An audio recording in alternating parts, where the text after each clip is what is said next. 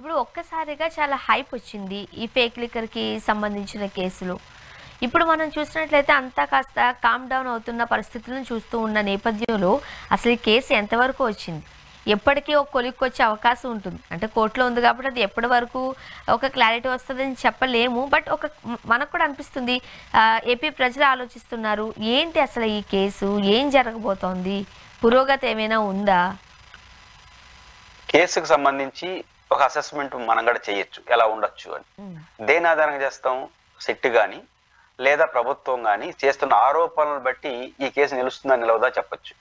అయితే నేను ఇప్పుడు అరెస్ట్ అయిన ఉన్న వాళ్ళ యొక్క ఆధారాలు వాళ్ళు ఏం చెప్తారో నాకు తెలియదు, కానీ వాళ్ళు ఫోకస్ అంతా జగన్మోహన్ రెడ్డి మాజీ ముఖ్యమంత్రి. మీకు ప్రభుత్వం మారిందో లేదో త్వరలో కేసు పెట్టబోతారు. పెట్టక ముందుగానే కేసు రిజిస్టర్ కాబోతా ఉంది, జగన్ అరెస్ట్ చేసేస్తారు. కేసు రిజిస్టర్ అయింది, ఇంకా జగన్ అరెస్ట్ చేస్తారు. ఇంకా ఈ మొదటి రోజు నుంచి 10 మంది 12 మంది 13 మంది అరెస్ట్ అయ్యారు. ప్రతి అరెస్ట్ కి next Jagan next Jagan next రోజు లేదు. అవును. కానీ ఇప్పటి వరకు 16 నెలలు అవుతున్న జగన్మోహన్ రెడ్డి గారి నోటీస్ కూడా ఇవ్వలేదు. అరెస్ట్ కాదు, నోటీస్ ఇవ్వలేదు. నా పాయింట్ ఏంటంటే ఈ కేసులో జగన్మోహన్ రెడ్డి గారు ఒక చర్చ నడుస్తుంది కదా, ఆయనే టార్గెట్ అని. వాళ్ళు టార్గెట్ లో ఉంటే ఉండొచ్చు, కానీ జగన్మోహన్ రెడ్డి గారిని దీంట్లో టచ్ చేయలేరు. ఇది నాకు నచ్చిన కారణం ఏంటంటే టెక్నికాలిటీస్. నెంబర్ 1, జగన్మోహన్ రెడ్డి గారు ఎవరు? రాష్ట్ర ముఖ్యమంత్రిగా మద్యం పాలసీ పైన డెసిషన్ తీసుకున్నాడు. ఆ పాలసీ అన్నది కింద చేసే అలిగేషన్స్ కి సంబంధం ఉండాలి. మన పాలసీ మ్యాటర్లోనే దానికి సంబంధం ఉండాలి. అంటే బలహీనత ఆ పాలసీలోనే లోపాలు ఉంటే, చట్ట వ్యతిరేకంగా ఉంటే దాని కింద వాళ్ళు ఉపయోగించుకుంటారు. దానికి కారణమే ఉండాలి జగన్. ఆ ప్రసక్తి ఎక్కడా లేదు. జగన్ గారి పాలసీ ఏంది? మద్యం షాపులు, మద్యం ఉంటాయి, లిక్కర్ ఉత్పత్తి చేసే కంపెనీలు, తర్వాత ప్రభుత్వం షాపులు ఉంటాయి, మధ్యలో డిపోలు ఉంటాయి. ఇంకెక్కడ కరప్షన్ స్కోప్ ఉంది? టెక్నికల్ గా ఎక్కడా దొరకరు.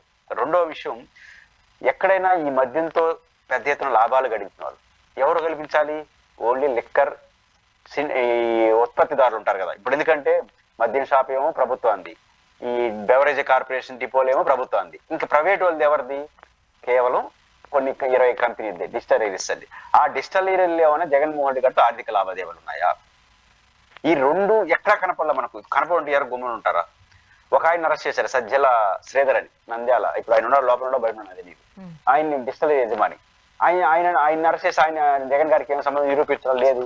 అంటే ఇవన్నీ చూస్తున్నప్పుడు కేవలం ధనంజయ రెడ్డిని అరెస్ట్ చేశారు, ఓఎస్డి మాజీ సెక్రటరీ, ఆయన చెప్పేసాడు జగన్ పేరు.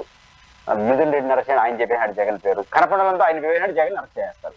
విజయసాయి రెడ్డి చెప్పేసినాడు, మాజీ deputy CM and prohibition Narayana Swamy చెప్పేసినాడు, ఇంకా అరెస్ట్ అయిపోయినాడు. ఇట్లా చెప్తున్నారు నారాయణ స్వామి. ఇప్పుడు నేను కూడా చెప్తా, ఎవరు ఒకరి పేర్లు వాళ్ళ పని అరెస్ట్ చేసేస్తారా? కుదరదు కదా, కదిలో ముఖ్యమంత్రి స్థాయిలో. కాబట్టి బలమైన ఆధారాలు కానీ టెక్నికాలిటీ, వాదనలో పస కూడా. ఇప్పుడు అంటే పస అంటే సిట్ ఏం వాదన చేస్తా నాకు తెలియదు. పబ్లిక్ గా జరుగుతున్న వాదనలన్నీ ఏంటి? ధనంజయ రెడ్డి చెప్పేసినాడు, ఎల్ఐ చెప్పాడు, పుల్లయ్య చెప్పాడు, అరెస్ట్ అయిపోతాడు. ఇది కుదరదు. కాబట్టి జగన్మోహన్ రెడ్డి గారు ఈ కేసులో సెట్ కాడు. అంతవరకు మాత్రం అర్థం అవుతోంది. మిగతాది సుదీర్ఘకాలం నడుస్తుంది. ఎప్పుడు తేలుతుందో